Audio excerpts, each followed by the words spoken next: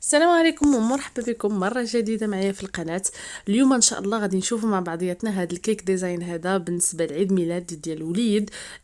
تيم تاع الديناصور، بطريقة سهلة وغادي تعجبكم ان شاء الله. في هذا الفيديو غنشارك معكم طريقة تزيين من الاول حتى الاخر، يعني المودلاج باش صوبنا هذوك الديناصور، ويعني كل شيء غادي نشاركو معكم في هذا الفيديو. غادي نشارك معكم هكذا على السريع باش عمرنا هذا الكيك ديزاين ديالنا، حيت بغيتو هكا افكار باش غادي تعمروا. فهنا غادي نبداو على بركه الله. غادي نحتاجوا جينواز، انا ديجا شاركت معكم هذه جينواز ناتور تاع الين كوستا، ديجا شاركت معكم كتجي رائعه جدا جدا.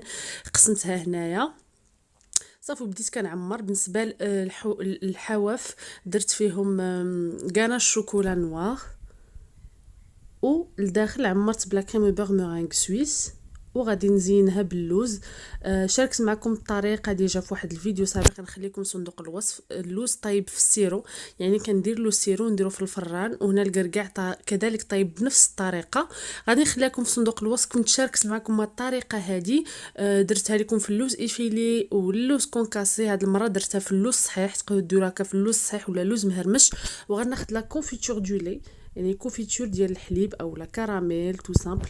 اللي عندها كراميل موجود في الدار تستعملوا، انا استعملت هاد لا كونفيتور دو لي كنشريها موجوده صافي. وكنحط هكذا قطعه اخرى ديال الجينواز. هاد الجينواز تقدروا تقسموها حتى على 6 ديال المرات. وكنسقي هنا باش كنسقي بالسيرو، بما ان الكيك ديالي هكذا غيبقى محطوط على برا واحد الوقت اللي لا باس به، يعني ما غاديش يكون في الثلاجه. وبما انه كذلك سخون شويه الحال، فانا هنا كنسقي بالسيرو. ملي كنقيس بيدي كنشوف واش بركه، حيت الا كثرتوا السيرو اكثر من القياس هنا بعض المرات الكاطو ديالكم كيتفرقع عليكم، يعني كديروا الكاناش على برا وكيتفرقع حيت الكيك شابع اكثر من القياس السيرو.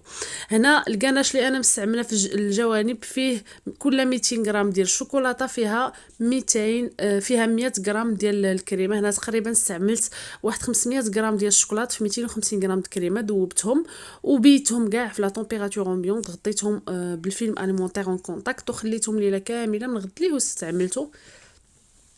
بالنسبه لا كريم بوغ مورينغ سويس غنخليكم الفيديو ديالها في صندوق الوصف، ديجا شاركتو معكم.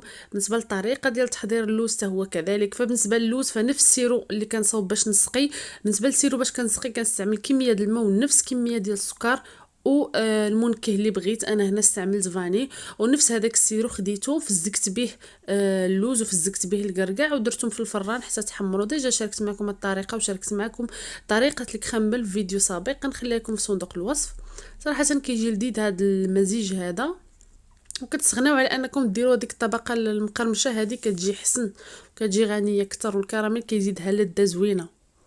نتمنى تجربوها ان شاء الله. وهاد لا كونفيتور دويلي اللي بغات تشري كيتباع في لي غران سورفاس، في البلاصه فين كاين الكونفيتور كيتباع مع الكونفيتور ومكتوب عليه كونفيتور دويلي. فين ما مشيتو راه كاين وزوين بزاف. بالنسبه اللي كيعجبها هكذا مع لي كريب مع بزاف د الحوايج، زوين وعملي. واللي بغات يعني دير الكراميل وبورسالي تقدر ديرو، ولا لا صوص كراميل ولا اللي بغيتو تقدروا تستعملوه.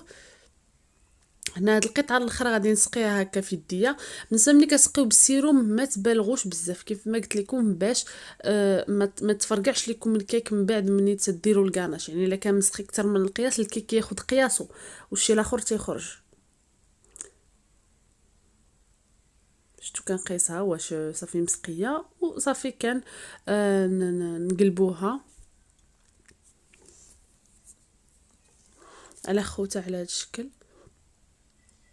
كي شفتوا انا مونطيتها في المول، غنضغط عليها شويه صافي ونجمعها حتى تبرد مزيان. عاد هذيك البلايص كيبان لكم خاويين غنعاود نعمرهم بالكاناش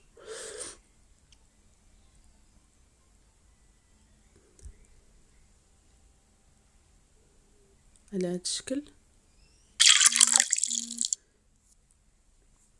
هنا الكاناش عندي مازال ما شدش راسو مزيان. صافي هنايا غادي نغطيه على هذا الشكل وغادي نديرها في الثلاجه تقريبا. هنا كتحسبوا عليها واحد على حسب ثلاجتكم واش بارده ولا لا. تقدروا كاع تبيتوها هكا الا بغيتو. فانا تقريبا كنحسب عليها غير واحد ساعتين ساعتين ونص هكذاك صافي وكنحيدها. فغادي ندوزو باش نديرو المودلاج ديال داكشي اللي غيجي لنا مزيان الكيك ديالنا من الفوق. هنا عندي لا باتا سكر صفراء،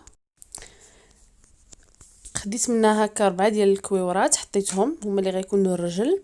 وخديت هكا قطعه كبيره، كنحاول يعني نتوما غتشوفوا، غنخليكم مع الفيديو، من الاحسن هو راه كلشي مشروح فيه.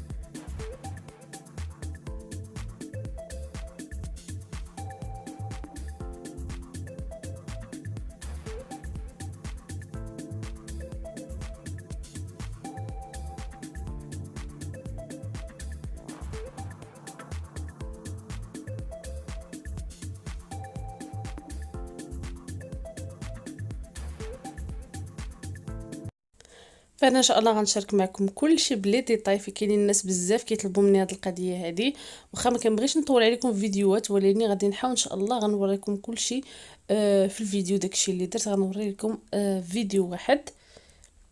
فبالنسبه لا ديكوراسيون ديما كنقول لكم تقدروا تحضروها يومين 3 ايام سيمانه قبل، ما كاينش اشكال. يعني الوقت اللي نتوما عندكم فيه، يعني عندكم شويه ديال الوقت، صوبوا لا ديكوراسيون ديالكم على اتساع، خليوها تنشف وجمعوها في دي بواط وخليوها عندكم حتى تبغيو تزينوا بها. انا هنا بالنسبه ليا درتها نهار قبل، يعني نهار قبل ما غادي نمونطي الكيك ديالي، درت هاد لا ديكوراسيون ديالي. صراحه انا هكذا كتسهلي عليك المأموريه ملي كتجي تمونطي الكيك ديالك، غير تغطيه بلا باطا سكر وكتحطي لا ديكوراسيون ديالك، ما كيشدلكش بزاف ديال الوقت.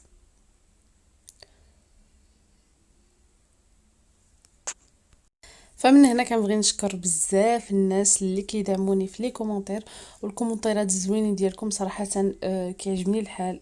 ملي كنلقى لي كومونتير زوينين ديالكم كيحفزوني انني نحط لكم فيديوهات اكثر ونصور لكم اكثر باش نفيدكم اكثر. فنتمنى ما تبخلوش عليا بجيم وبكومونتير زوين، وتبارطاجيو مع الناس اللي كتعرفوا باش تعم الفائده وتا هما يوصلهم الفيديو. فنتمنى انكم ما تنساوش لايك لهذا الفيديو، ونخليكم تكملوا الفيديو حتى الاخر.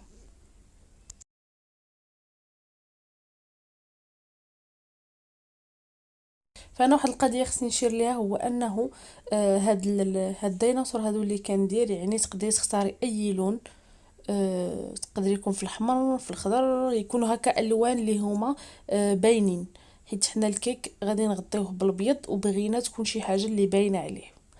الا كنتو غتغطيو الكيك مثلا بالزرق بالخضار بهذا، حاولوا ديروا، تبغيو ديروا هكا ديناصور ديروه في اللون يكون شي شويه فاتحين. هنا درتهم في الوان فاقعه باش يجيو باينين اكثر في الكيك ديالي.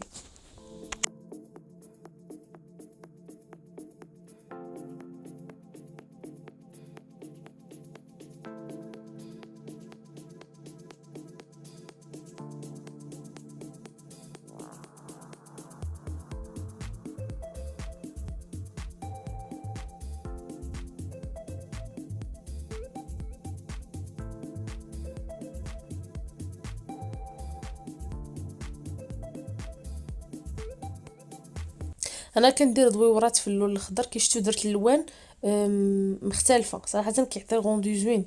يعني نديرو الاحمر مع الزرق مع الصفر، اولا هكا الصفر الزرق خضر، الوان هكذا كيعطيو واحد الغوندو زوين. خلطوا ثلاثه د الالوان اللي هما بعادين على بعضياتهم كيعطيو منظر زوين. فهنايا خديت باش قطعت هاد الدويورات الصغار غير لا دوي اللي كنخرجوا بها لا كريم هكذا، قطعت بها دويورات صغيورين. اللي عندها قطاعات هكا صغيورين تستعملهم. انا عندي هكذا غير هاد لي دوي هادو هما اللي كنستعمل ديما ملي كنبغي نقطع هكا دويورات، سواء صغار ولا كبار شويه.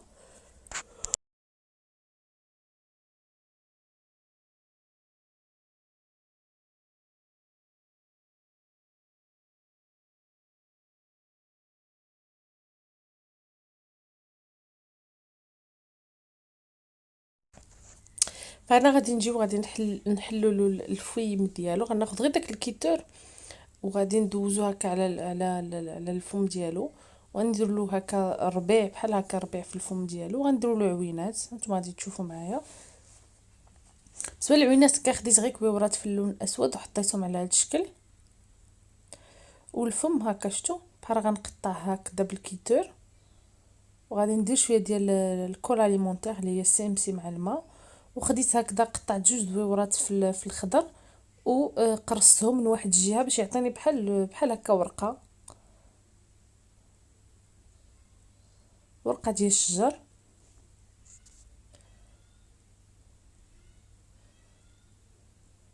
ها نتوما شفتوا كيعطينا هذا الشكل هذا.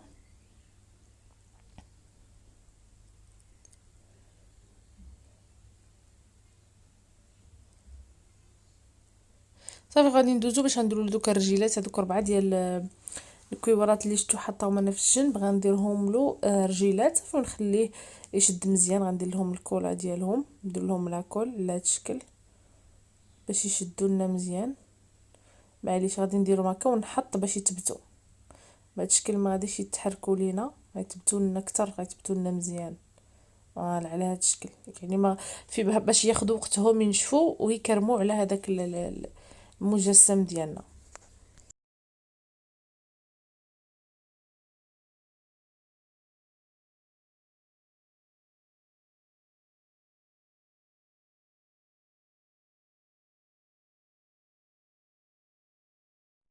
فهنا بالنسبه للشكل الاخر او الديناصور الاخر خديت لاباطا سكر حمراء. بالنسبه لاباطا سكر انا كنشريها ملونه ديجا، يعني الالوان الغالقين، كنهضر على الالوان الغالقه كنشريها موجوده يد. بالنسبه للوان الفاتحه كنديرها راسي بالملون ديال ويلتون. انا غتشوفوا الطريقه شتو، يعني كنحاول نديرها في الاول بحال شي بطه، بحال شي وزه. نتوما غادي تشوفوا.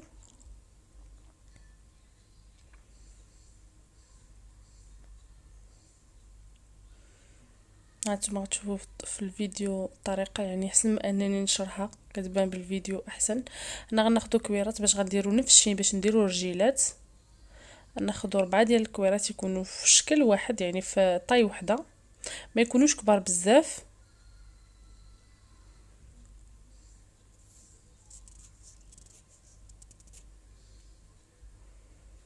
صافي كنحاولوا هكذا ندورهم، يعني بحال كنديروا لهم واحد القاعده من التحت، يعني علاش نحطوهم.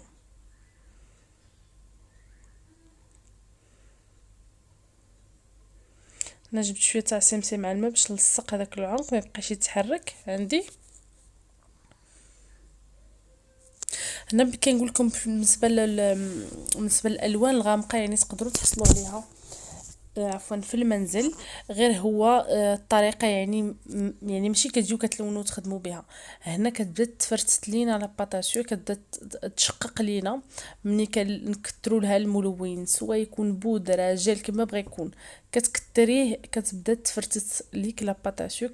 داكشي من الاحسن بغيتي مثلا تلوني شي لون غالق، يعني كيبغي كميه كثيره ديال الملون. اش كديري؟ كتاخدي لاباطاسيو بيضاء كتزيدي بشويه بشويه، يعني كتاخدي كميه ديال الملون جل. من الاحسن يكون جل ويلتون، كنستعمل ويلتون صراحه مزيانه.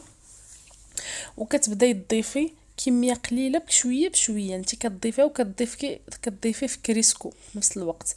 كدهني البلون ديالك فين غتخدميها بكريسكو، وكتبقاي تدعكي العجينه وانت كتضيفي الملون. كتضيفي شويه وتدعكي وتضيفي شويه وتدعكي تتوصلي تقريبا للدرجه اللي بغيتي، وغطيها وخليها الغد ليه كتزيد تغلق اكثر.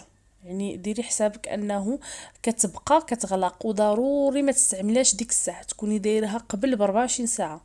هادو بالنسبه للالوان الغامقه. اما الالوان فاتحه مثلا هكذا صفر سهل باش تحصلي عليه غوز، هكذا لوينات فاتحين خضر فاتح اولا هكا لوينات فاتحين، فهادوك ما يسالش. يعني كتضيفي كميه قليله د الملون ما كتاثرش على لاباطا سكر. واني ملي كتكون كميه كثيره د الملون اللي خصنا نزيدو باش نحصلوا على اللون اللي بغينا، فهذه هي الطريقه. ولاني انا عموما الالوان الغالقه كنشريها موجوده، حيت لاباطا سكر ما كنحضرش في المنزل، كنشريها موجوده. اذا ملي كنشري البيضه الالوان الغالقه كنشريها كذلك. والفاتحه راني كنصاوبها بوحدي. يعني بعد ما كتبغي يكون عندك الكونترول على اللون اللي انت بغيتي. يعني بعد ما كتبغي شي صفر يكون فاتح، كتبغي تكون عندك مثلا غوز، يعني واش غوز غالق ولا غوز فاتح، يعني كتبغي انت تحكمي فيه. هنا كنستعمل ملون. اما يعني الالوان اللي هما باينين مثلا الاحمر، الخضر، الزرق، الكحل. من كنقول الخضر كنقول هذاك الخضر الغالق، الكحل، البلو مارين. هادو هما الالوان اللي كنشري. واني الاغلبيه كنشري الاحمر والكحل هما اللي كنشريو، البلو مارين. هاد ثلاثه د الالوان كنشريهم بزاف. والابيض فقط بلو مارين، الاحمر والكحل. اما الباقي كله كنديرو. وبطبيعه الحال البيضه، بالنسبه للبيضه كناخذ فان كيكس. انا ديجا شاركتها معكم في فيديو سابق وريتها لكم. هاد المره كومونديت واحد لا مارك اخرى تاع لا باتا سكر، نجربها ان شاء الله وغادي نقول لكم كيفاش دايره. انا خديتها حيت صراحه السعر ديالها ولا الثمن ديالها ما غاليش بزاف، تقريبا واحد 3 اورو شي حاجه الكيلو. كتقام يعني تقريبا بواحد 700 ريال اولا 35 درهم الكيلو. فقلت اتيستي، خديتها وكنتسناها توصلني ان شاء الله، وغادي نجربها ونرد عليكم الا مزيانه. علاش لا. فهنا صافي كنحطو كيشتو هكا الدويورات كي قلت لكم قطعتهم باليدوي. اللي عندها قطعه دائريه تستعملها.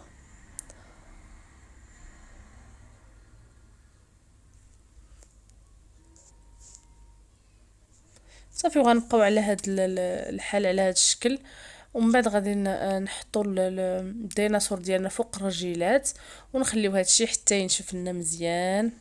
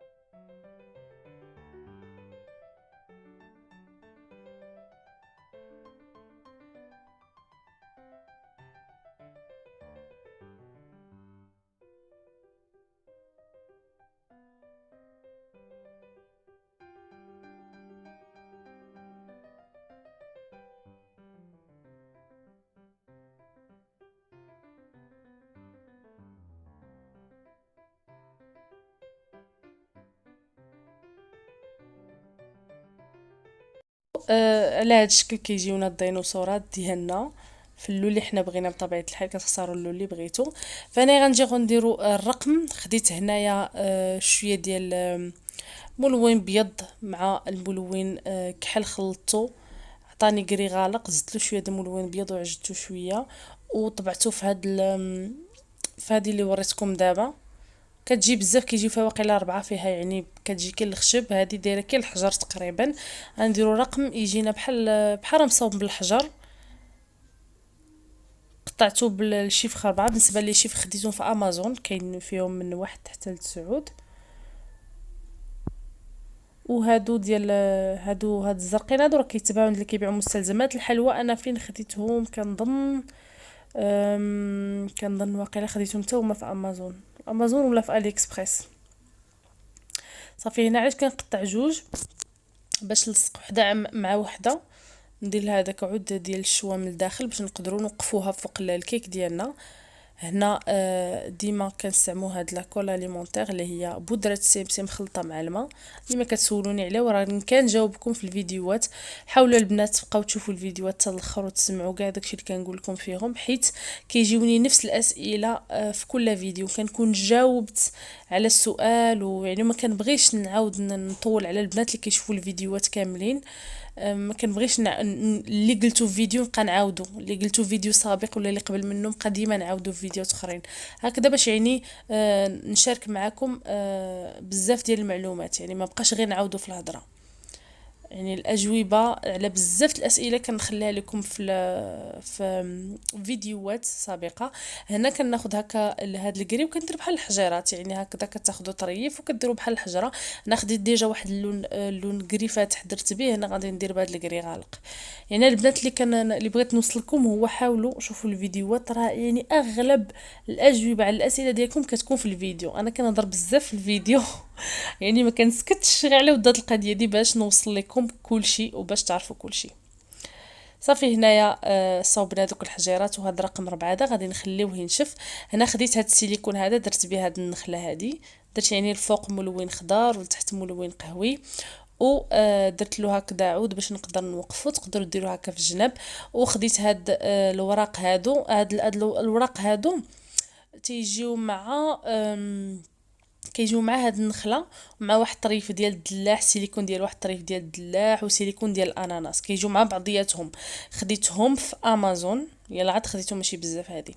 فهنايا نهار من بعد منين غلفت الكيك ديالي يعني بالكاناش ديال التغلاف شوكولا نوار. درت له شوكولا نوار وغلفته بعجينه ديال السكر في اللون الابيض.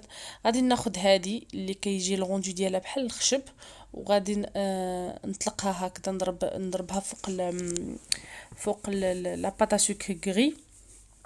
وغادي نقطع هكذا هاد المرصوف فاش غادي نديروا الاسم اللي بغينا.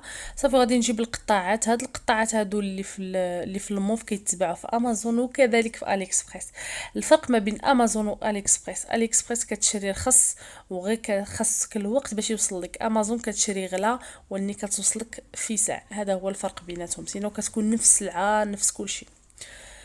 فهنايا البنات بالنسبه للتغلاف ديال الكيك شاركتو معكم عده مرات، يعني ما بغيتش نبقى نعاودو معكم ديما. يعني لا شفتو شي حاجه ما شاركتهاش معكم في شي فيديو غادي تلقاوها 100% في فيديوهات سابقه. هنا استعملت الجينواز اللي درت معكم اخر مره، والكيك ديالي كيجي عالي، يعني كيجي فيه 15 سنتيم في العلو. كتقطعي الكيك على 6 و كتبداي تعمريه. صراحه كيجي زوين. نتمنى انكم تجربوا الجينواز، ميم لوغو ديالها زوين رائع. صافي هنا كنحط الاسم درتو في اللون الاسود. هنا الاسم ضروري كتشوفوا الحرف الوسطاني وكتحطوه الوسط باش تجيبوا الاسم هو هذاك من الاحسن.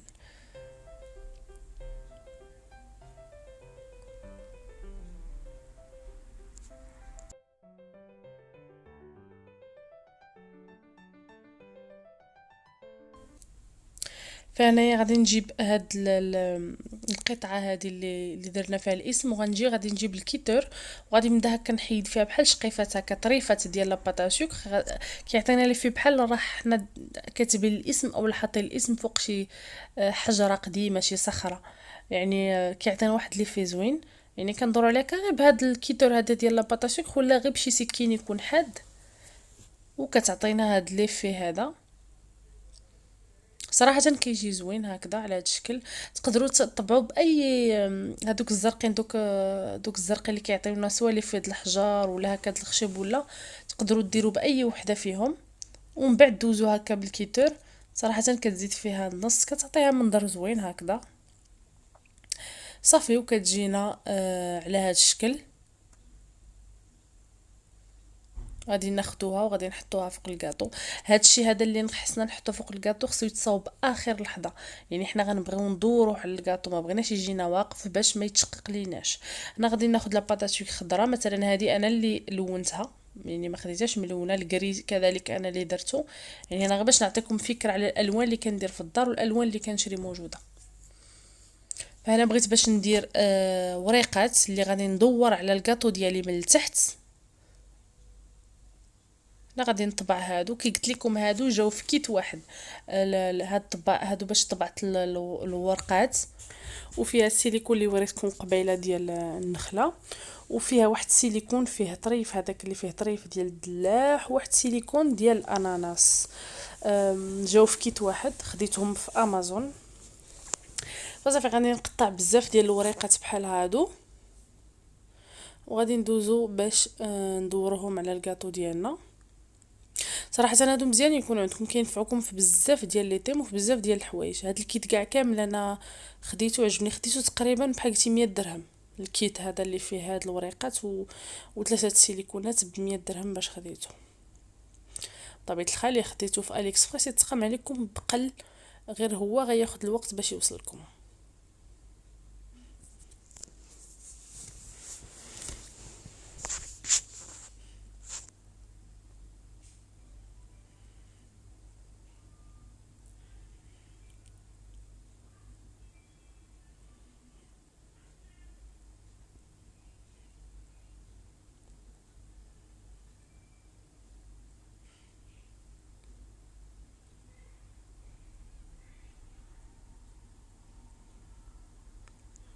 صافي دابا غادي ندوزو باش نمونطيو الكاطو ديالنا، اولا نديكوريو الكاطو ديالنا داكشي كاع اللي وجدنا. اول حاجه غادي ناخذ الاسم كي قلت لكم قبل ما ينشف، يعني ما تخليوش ينشف بزاف، هذا خصو يدار اخر لحظه حتى تكونوا غلفتوا الكاطو ديالكم ودرتوا له الحواف ديالو وجدتوه كلشي. عاد كتوجدوا الاسم اللي بغيتو، يعني باش ما تجيكمش مشققه ولا تهرس، ولا خاصها تكون لاباطاسيوك مازال رطبه. صافي هنايا حيت هذا الطرف، يعني هذا الطريف هذا ديال لاباطاسيوك شويه غليظ، يعني درت سيمسي مع الماء بوحدو كيبقى يزلق، خصك بدا يشاد حتى يلصق. يعني ملي كديري اون كول هكا كتهناي صافي. وهنايا غادي ندور الكاطو كله بهاد الوريقات، غنبقى على هاد الشكل حتى غادي ندور الكاطو ديالي كله بهاد الوريقات هادو. تقدروا يعني تجنبوا هاد القضيه هادي، وني انا هاك تعجبني صراحه الغوندو ديالها، يعني كيعمر لنا الكاطو ديالنا. تقدروا ديروا عرفتي داك السيليكون ديال الغازون اولا القطعه ديال الغازون، دوروا هكا بحال الغازون هكا في الدوره ديال الكاطو ديالكم.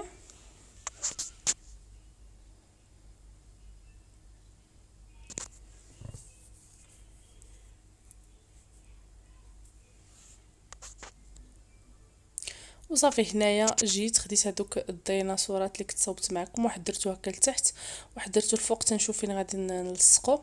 جبت هذيك الربعه حطيتها حتى هي، وديك النخله اللي كنا صوبنا درت غير وحده، الاخرى غادي نحاول نحطها لتحت. هاي هذه اللي ما درتش فيها الكوردون، هذه ما غاديش نوقفها، غادي نحطها غير هنايا.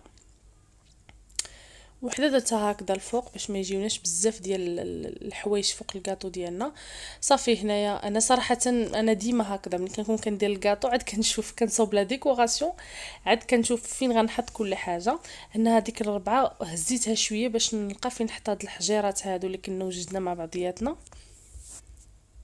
باش ما يخبيوش ليا الربعه، يعني ما يخبيوش ليا داك التحت ديال الربعه. داكشي علاش وقفت زدت عليتو شي شويه. صافي هنا غنحط حجيرات وغادي نحط هذيك النخله تما.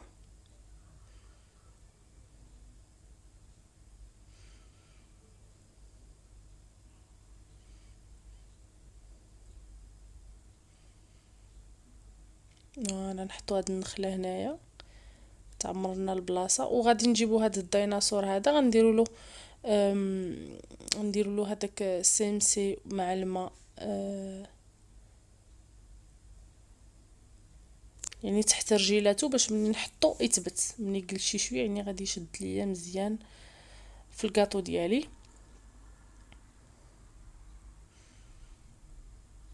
صافي هاد الجهه هادي اللي بقات بيضه غنحط فيها حتى هي هادو وريقات على هاد الشكل. يعني مهم انا كنشوف وكنحط داكشي اللي بحث ليا كنحطو في الكاطو. هاد النخله غنولي نهزها وغنحطها في بلاصه فين كاين دوك الحجيرات. هذا تا هو غادي نحاول نثبتو باش ما يتحرك لياش.